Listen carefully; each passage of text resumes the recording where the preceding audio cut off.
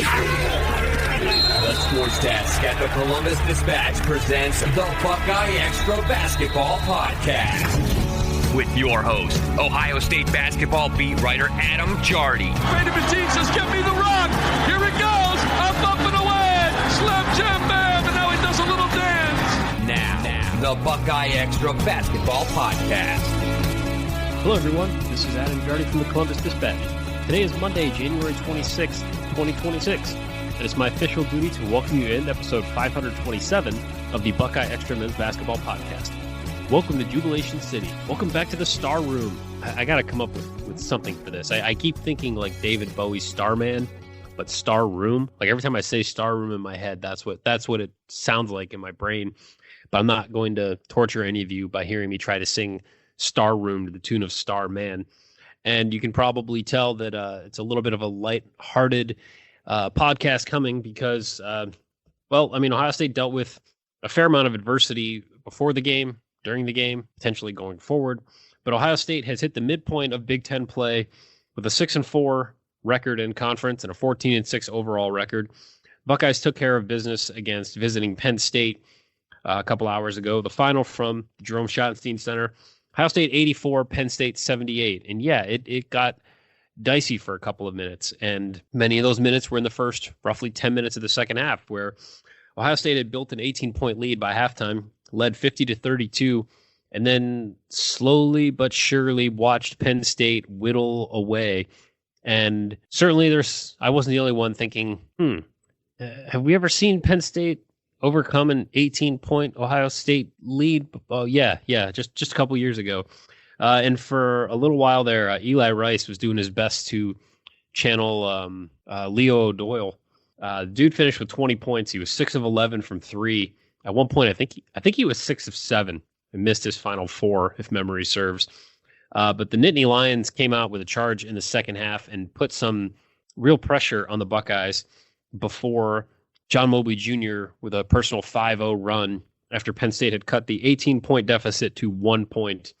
It was John Mobley who drew a foul and hit both free throws. It was Mobley who hit a three-pointer, pushed it back to 6 points. And from that point, Penn State never got within one possession for the duration. So it got dicey for a few minutes. And I've got some thoughts on that we'll get into here in a minute. There's a lot that went into this game, from the fact that it was a level 3 snow emergency in Franklin County until about noon the day of the game, that had people questioning whether this game would in fact be played, or if it would be played, would fans be allowed, given that it was a level 3 snow emergency and you're not supposed to drive.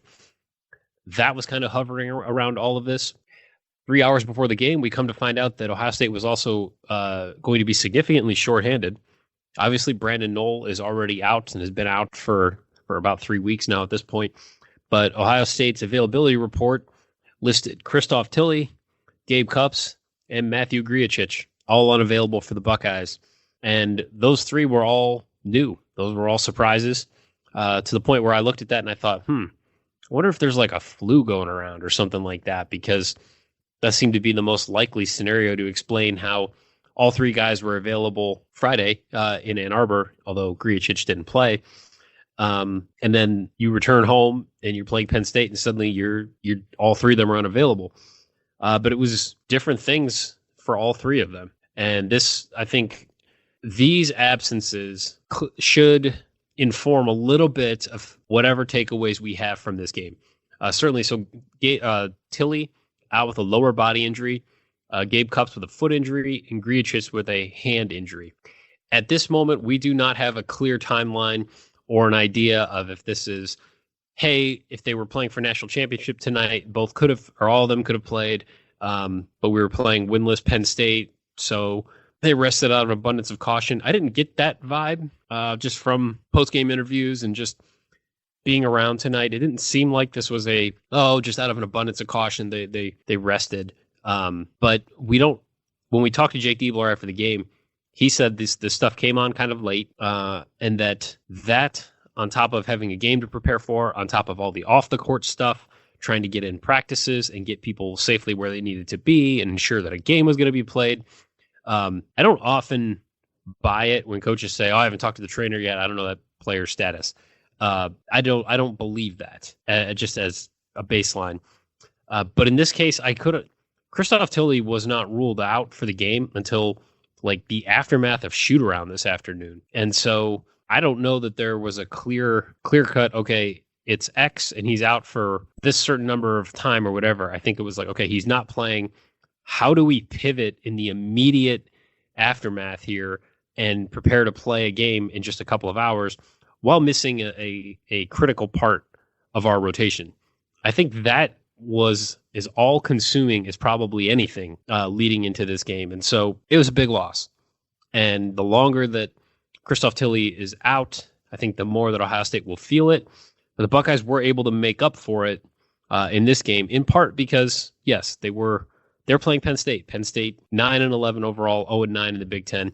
Nittany Lions have played better stretches of basketball than maybe that 0-9 record would show you. Almost knocked off Michigan, lost to Michigan by 2 points. So they've got that going for them. That was, back on January 6th, 74-72, Penn State takes a 2-point loss to Michigan. But this is also a Penn State team that, you remember that Pitt team that squeaked out that 1-point win against Ohio State that has just continued to kind of crater the Buckeyes' resume? Yeah, Penn State also played Pitt. That game was back on December 21st, and Pitt won that game 80-46. So I'm not going to overstate the Nittany Lions or tell you that they're the best 0-9 team in the history of the Big Ten, but they have some talent, and there were some unique stresses on Ohio State in this game that we'll get to here in a second. Running down the box score, a couple things that do jump out. John Mobley Jr. led Ohio State again. 25 points for him on 7 of 14 shooting, 5 of 11 from 3. He was really good. Fourth straight game of 20-plus points for Mobley. He also had 5 assists and 3 steals. He did have 4 turnovers. A couple of them were early and were silly, were unnecessary, were ones that they're still trying to get him to cut down on at times. Ohio State finished with 9 turnovers, and they had like 4 in the first, 6 or 7 minutes. It was like Ohio State was shooting like roughly 70% from the field, but still had like 5 turnovers. And you're thinking, if this team can stop throwing the ball away, they could score 100. Obviously, that didn't happen, but they did cut down on the turnovers as the game went on. So Mobley had 25. Amari Bynum in a bounce-back game, he had 15, 7 of 12 from the floor. He missed 3 3-pointers. He did have 5 rebounds, 2 assists, 3 steals. Ohio State had 9 steals in this game, 3 from Bynum, 3 from Mobley, and 3 from Bruce Thornton, who finished with 9 points. Only took 6 shots. He had 2 rebounds, 5 assists, 3 steals, no turnovers. On the whole, not a stat line you would normally quibble with. This is his first single-digit scoring game of the season, and the 10 points against Michigan and now the 9 points against Penn State, that's the fewest number of points for Bruce Thornton in a 2-game stretch since you go back to last season when he had 3 against Auburn and then 14 in the next game against Valparaiso. So this is an atypical back-to-back sequence of games for Thornton, especially given how he's played here these last 2.5 years, depending on how you want to look at it. So he only had 9, but Bynum had 15, and Devin Royal had a bounce-back game as well. I thought it was just a rough Michigan game for him on a lot of fronts. Didn't attack the glass as much as I thought, and Ohio State as a team didn't really rebound as well as it needed to, especially in the second half. But Royal finished with 14 points, 3 rebounds, and then Ivan Yagovin in his first career start in place of Christoph Tilley, 8 points, 3 rebounds. He was 3 of 4 from the floor, blocked 2 shots, looked like a serviceable big man, looked like a guy who can play Big 10 minutes. Was on the floor for 20 minutes and 23 seconds. But the big one off the bench, the most noteworthy stat here, Tayson Chapman with 11 points, 4 of 6 from the floor. He hit a 3. He had 2 rebounds. He had an assist. He did have a turnover. Maybe this was the Tayson Chapman breakout game. And perhaps that's what we're going to be talking about here in 2-3 weeks, is how Chapman went from the end of the bench, a guy who was a healthy, unused substitute in 5 games this season, but then played his way into a key rotation role in the absence of Gabe Cupps. So a lot of bullet points there, a lot of things to start processing. We're going to get into all that here in a second. Before we do, want to remind you that you can subscribe to the podcast on Apple, Spotify, YouTube, wherever you enjoy your favorite podcasts. If you subscribe, you'll automatically get the newest ones just as soon as our man Patrick Flaherty, the Podfather, can grab them and publish them. While you're subscribing or downloading, please leave a review. Please click 5 stars, and please consider telling a friend. Thanks to everyone who's taken the time to do all those things. It's greatly appreciated. And I've been remiss. It's been a little while, but shout out to the Buckeye boys. Ran into Kyle at halftime of this game, and he had actually texted me before and let me know that he was there. Nice to have just a quick run in there, but go back. If you just Google Adam Jardy, Buckeye boys, got to write a really fun story about a cool group of friends who united and sort of reconnected over their shared love of Ohio State men's basketball. I'm assuming that somebody sent the Brutus gif of him banging on the drum before this game started in the group chat. But I appreciate those guys. One of my favorite stories I've gotten to tell on this beat. Go read it. And it was great to hear from you, Kyle. All right, so first thing here, no Christoph Tilley, no Gabe Cupps. Don't have a great indication when either will be back or how long either could potentially be out. It sounds like Cupps was injured in practice on Saturday. And then in Tilley's case, like I said, went through shoot around on Sunday or on Monday. And it wasn't until like after that the trainers ruled him out. This is what Jake Diebler said when I asked him about it. He said, not sure what it looks like going forward yet. Thankful we have some required time off here. We need it. It's good for us. He said today, so day of the game, he was in shoot around. We didn't do a lot of pace and high intensity stuff. He said they ruled him out afterwards. So in that time period, we had to certainly address some things and make some adjustments. So that's going to force some changes right off the bat. And we saw at Washington when Tilley had to leave the game when he took a blow to the head. They played Njegovan as much as they could. He got a little fatigued, it seemed, as that game went on. And then after that, they have to go small. And we saw Mari Bynum have to play the 5. I talked to him about that. I wrote about that out there in Washington. That was obviously an adjustment for him, and that's asking of a freshman to be learning on the fly, essentially a new position. So until his injury, we had seen Brandon Knoll fill that role for Ohio State, but then that became obviously not an option as he remained sidelined. And I do think he's starting to make some progress as far as his return or potential return. No concrete firm timeline yet on what that looks like, but without Tilley, it's essentially Njegovan and then go small. And I was impressed with the way that Njegovan looked like a Big Ten big. You know, we saw him score on the block a couple of times. He was able to be effective on the glass at times. He had 3 rebounds in this game. Like I said, 8 points. He did foul out. So there was that. You can say, I had somebody tell me before the season that he would start on he could be a starter on like a mid to lower level Big Ten team, and that he's making growth. He's getting there. He's not like you got to play him 28 minutes a game type of player. You can see the growth. You can see that he's able to do some things. Now the offense isn't quite as fluid, and I feel like tonight there was at least one. Well, I think the first turnover that would have been credited to Mobley was like a pick and roll, and he threw it, I think, assuming that it would be Christoph Tilley, and instead it was Yvonne, and the pass did not get where it needed to go. And that's not necessarily an indictment on either player, just that Yvonne Njegovan has a different skill set a little bit than Christoph Tilley. So there were certainly some adjustments there. And then you factor in, like I said, when he has to come out of the game, I mean, Amari Bynum struggled these last couple of games.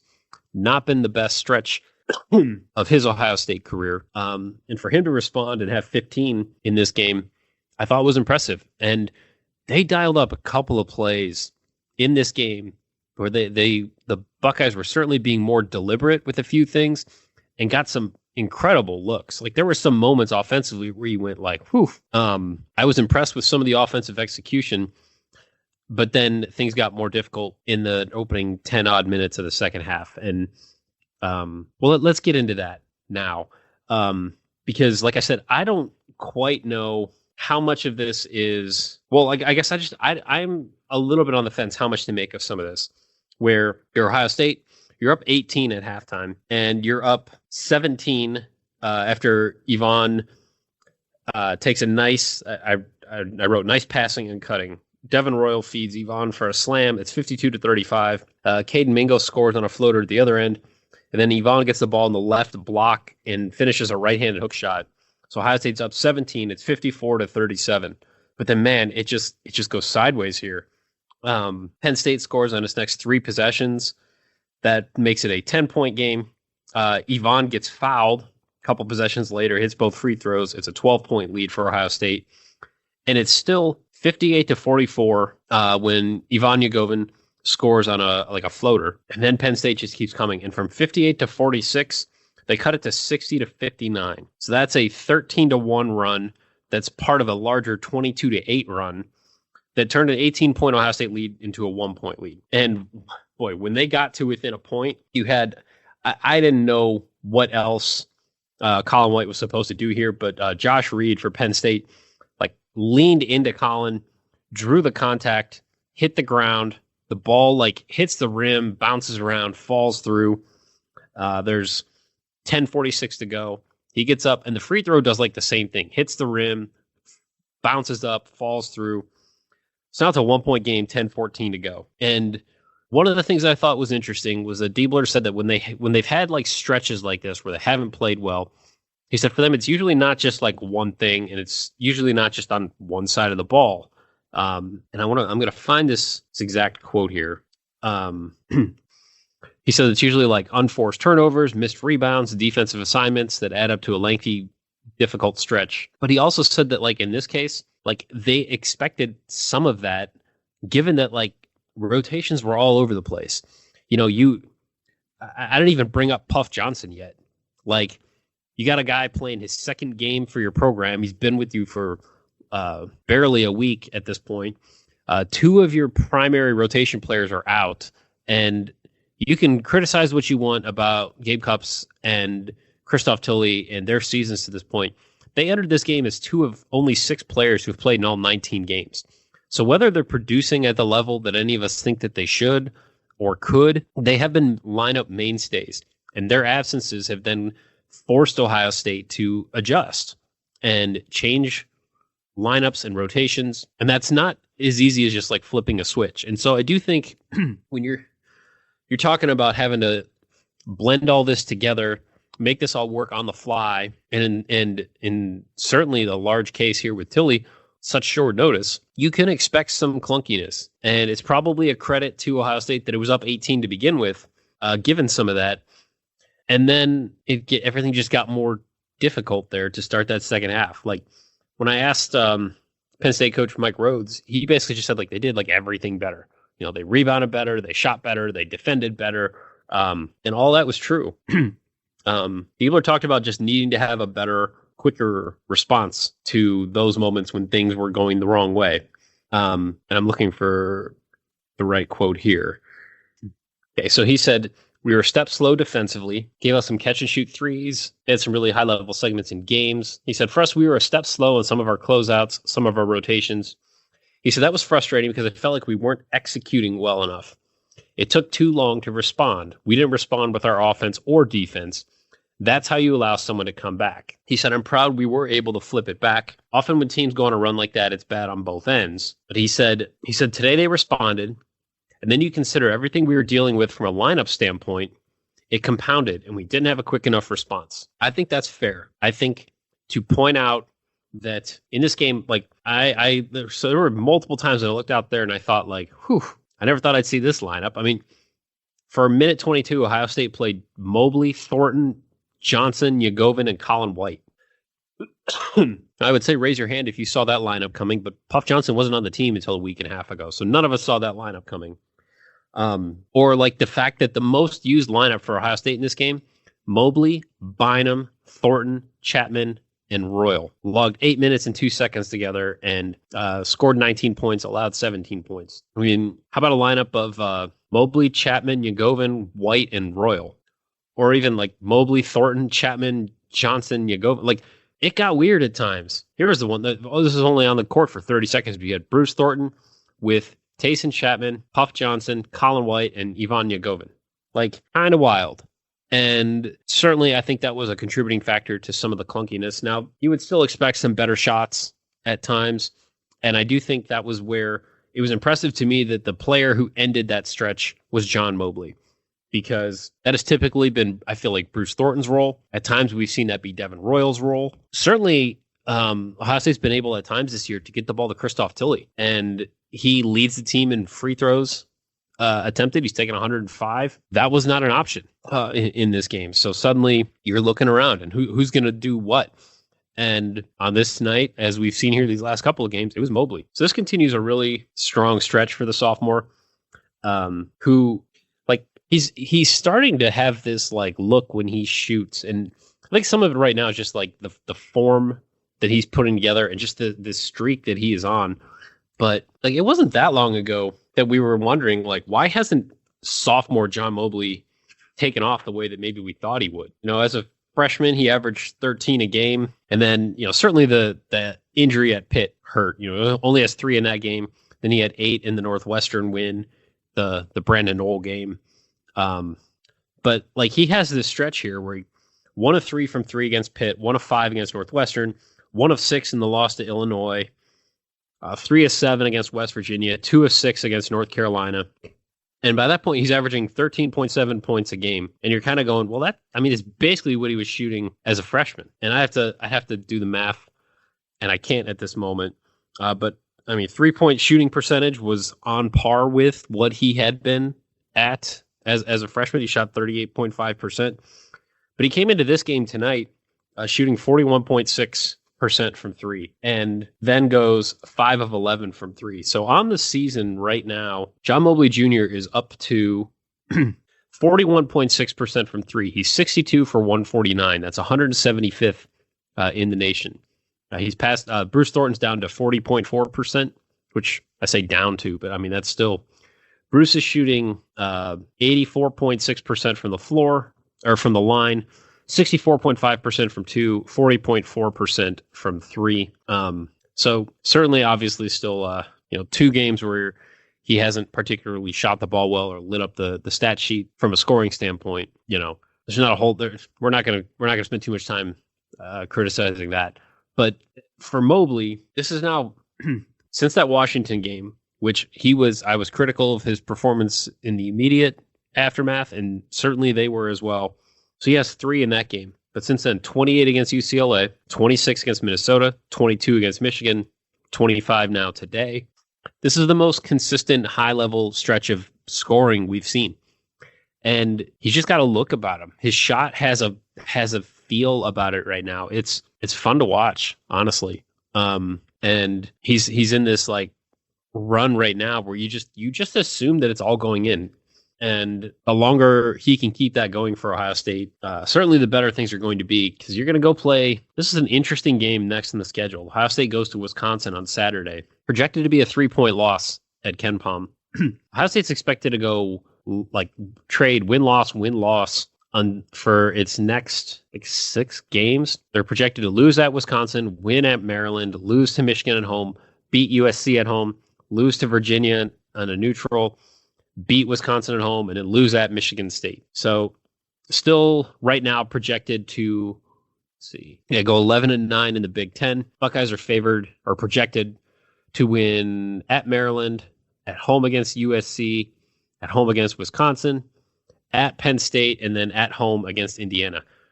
Keep an eye on that Penn State game on March 4th, because I think it's pretty clear the Nittany Lions feel they have a certain amount of comfort the way that second half went. And that will be senior day.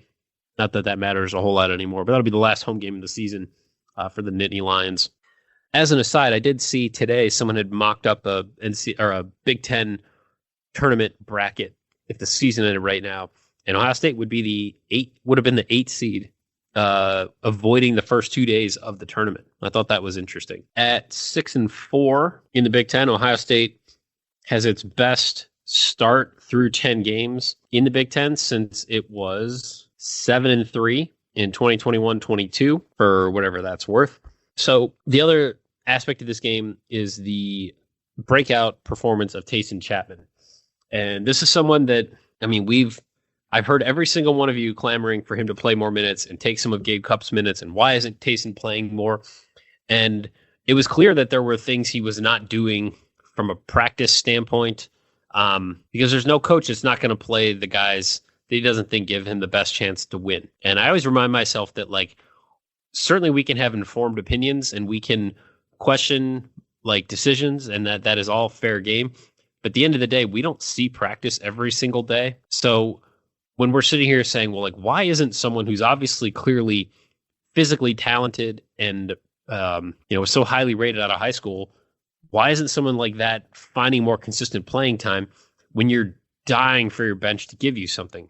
And Jake Diebler, in the last 2 weeks or so, has consistently been saying, if you've really been paying attention, that like Chapman's been practicing better. There's been better stretches of play in practice.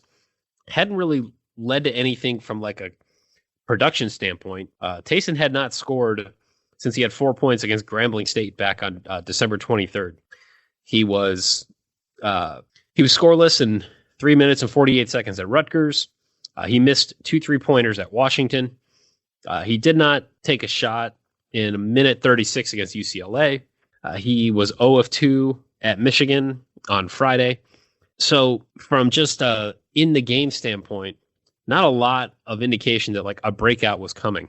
He'd scored 27 points this season, which gave him 44 for his Ohio State career. So for him to toss in 11 points in this game and to look comfortable doing it would seemingly indicate that he's in line for at least something similar to what he did in this game. Now, he played a career high 16 minutes and 59 seconds. The 11 points is a career high as well, because he did hit 3 threes in the Mount St. Mary's game back in late November. But if Tayson Chapman can reliably come close to what he did in this game, that is a major shot in the arm for Ohio State.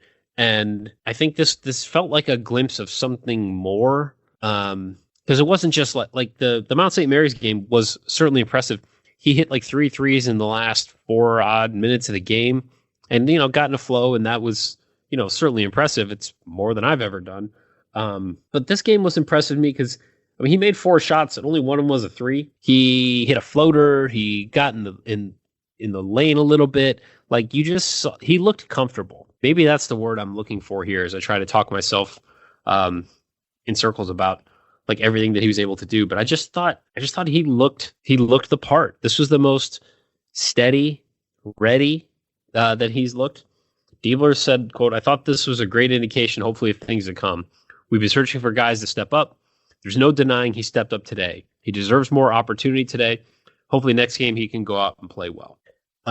Now, sticking in that backcourt for a minute, Diebler was asked about Thornton, and I can't help but wonder, like, well, I don't know. This I thought was an illuminating quote a little bit, but Diebler said, quote, "He's human. He's played at a superhuman level all season." I think that's fair. And at the end of the day, like, we're talking about a guy scoring 19 points in 2 games, and like, he had been averaging 20 a game, so this is certainly, a tick down in scoring. I think the fact that 5 assists, 3 steals, no turnovers today, like, certainly that was important.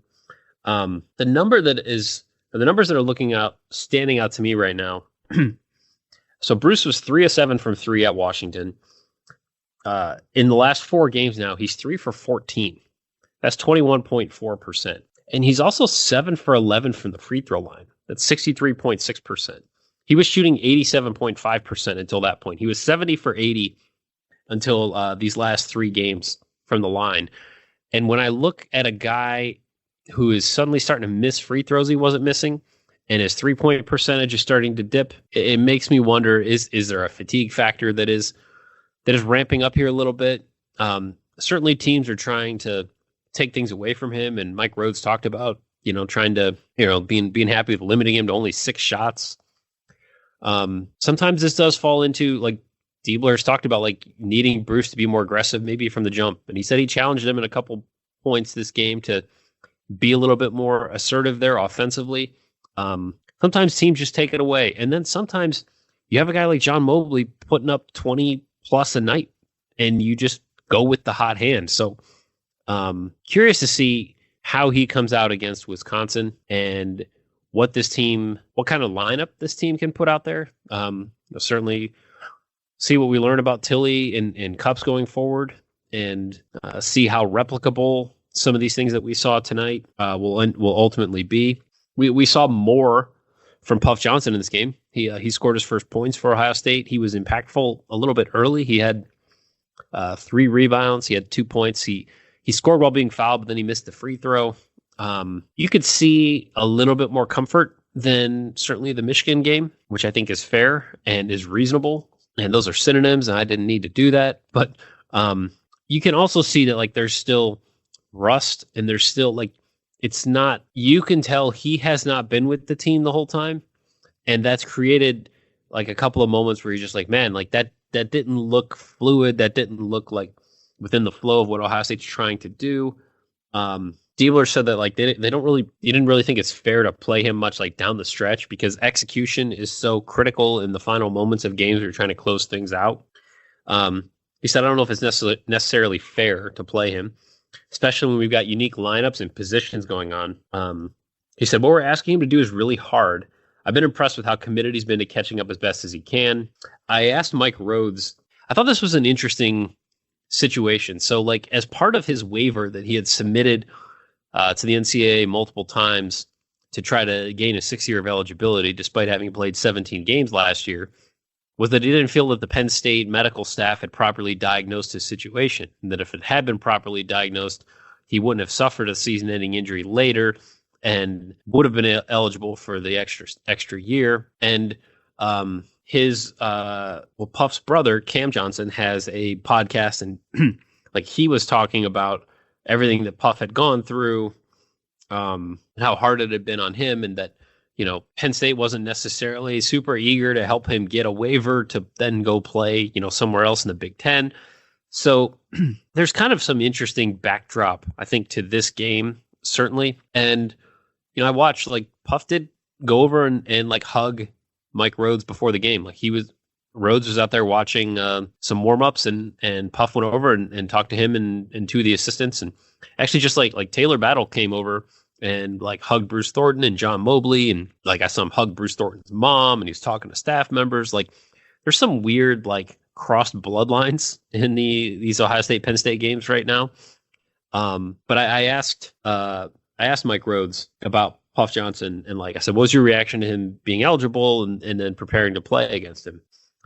Excuse me. He said, you're just preparing for the next team. Puff was on the scouting report. We know his game. Good kid. He's a Penn State grad. He was fighting to get eligible. Wish him all the best. So we'll see how his playing time / production changes moving forward. See, in that first game, 4 minutes and 42 seconds at Michigan. He had 1 foul, no stats otherwise. In this game, 13 minutes and 39 seconds. Again, 2 points, 3 rebounds. He had a turnover, missed a free throw. Ohio State only had 5 offensive rebounds this game. He had 2 of them. And that was another stat in the second half where Penn State won the rebounding battle 31-21. In the second half, it was 20-8. 8-0 Penn State second chance points in the second half. All right, and last thing to wrap this up is that there was some emotion post game. This was the coaches versus cancer week, and the Buckeyes coaches wearing sneakers designed by kids at Nationwide Children's Hospital Cancer Center. I got to go last year and see the coaches receive those shoes.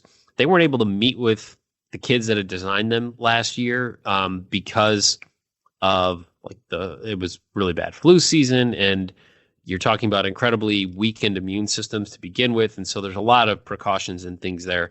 But then Jake Diebler was asked about it during his post-game press conference. And I'm going to take this clip and I'll put it on social media channels. But like Diebler's got 4 kids and they're young. And he talked about how there was this one like little girl who was just like so full of energy, and she was so excited to like see them.